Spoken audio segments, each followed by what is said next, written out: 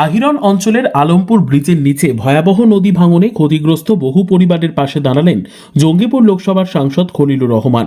রবিবার 6 অক্টোবর তিনি ব্যক্তিগতভাবে ঘটনাস্থলে পৌঁছে ক্ষতিগ্রস্তদের খোঁজ খবর নেন ও তাদের পাশে থাকার বার্তা দেন। সাংসদের সঙ্গে উপস্থিত ছিলেন সুতি 1 ব্লকের বিডিও অরূপ সাহা এবং প্রশাসনের অন্যান্য আধিকারিকরাও। গত কয়েকদিনের ধারাবাহিক ভাঙনে আলমপুর সংলগ্ন এলাকায় নদীর গর্ভে চলে গেছে একাধিক ঘরবাড়ি, চাষের জমি এবং রাস্তাঘাট। বহু পরিবার ঘরছাড়া হয়ে পড়েছেন। কেউ কেউ আত্মীয়দের বাড়িতে আশ্রয় নিয়েছেন, আবার কেউ খোলা আকাশের নিচে দিন কাটাচ্ছেন। এই বিপর্যয়ের সময় মানবিক সহানুভূতির হাত বাড়িয়ে দিলেন সাংসদ খলিলুর রহমান। ক্ষতিগ্রস্ত পরিবারের সদস্যদের সঙ্গে কথা বলে তাদের দুর্দশার কথা মনোযোগ দিয়ে শোনেন তিনি। সাংসদ আশ্বাস দেন, মানুষের দুঃখ দুর্দশায় পাশে থাকাটাই আমাদের প্রথম দায়িত্ব। প্রশাসনের সঙ্গে সমন্বয় রেখে যত দ্রুত সম্ভব ক্ষতিগ্রস্ত পরিবারগুলোর পুনর্বাসনের ব্যবস্থা করা হবে।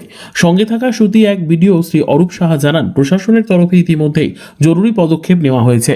ক্ষতিগ্রস্ত পরিবারগুলির অস্থায়ী আশ্রয়ের পাশাপাশি খাদ্য ও প্রাথমিক প্রয়োজনীয়তা মেটানোর কাজ শুরু হয়েছে। প্রয়োজনে অতিরিক্ত ত্রাণ শিবির খোলার দিকেও নজর রাখা হচ্ছে। স্থানীয় মানুষদের উদ্দেশ্যে সাংসদ আহ্বান জানান, এই সময় একে অপরের পাশে দাঁড়ানোই মানবিকতার পরিচয়। আসুন আমরা সবাই মিলে ভাঙন কবলিত পরিবারগুলির পাশে থাকি এবং তাদের পুনর্বাসনে সহায়তা করি। এদিকে প্রশাসনের পক্ষ থেকে এলাকা পরিদর্শনের পাশাপাশি ভাঙন রোধে দীর্ঘমেয়াদী পরিকল্পনা গ্রহণের কথাও জানানো হয়েছে। নদীর ধারে অস্থায়ী বাঁধ নির্মাণ ও বিপন্ন এলাকাগুলিতে বালির বস্তা ফেলে ভাঙন রোধের কাজ শুরু করা হয়েছে। ভাঙন কবলিত এলাকার বাসিন্দাদের মধ্যে সাংসদের উপস্থিতি ও আশ্বাসে একটুখানি স্বস্তি ফিরেছে। তবে নদীর ভয়াবহতা এখনও অব্যাহত।